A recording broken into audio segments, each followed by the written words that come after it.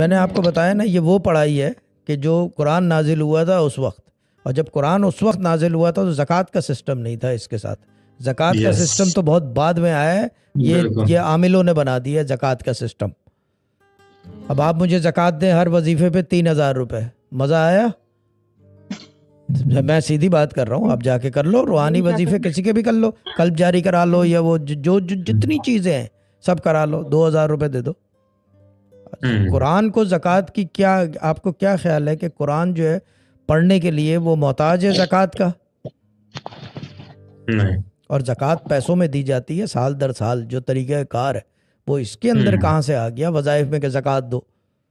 مجھے ایک آدمی دکھا دے شہزاد، یا آپ لوگ جتنے گروپ میں ہزاروں آدمی ہیں، تقریباً 30,000 پلس ہمارے پورے گروپس میں، مجھے یہ بتا دو ایک آدمی دکھا دو کہ جس نے زکوٰۃ دی ہوئی ہو اور کوئی علم ہو اس کے پاس، ایک آدمی. اور مارکیٹ میں دکھا دو، میں ان کی بھی بات نہیں کر رہا، مارکیٹ میں دکھا دو، دیر از نو ون، کچھ نہیں ہوتا.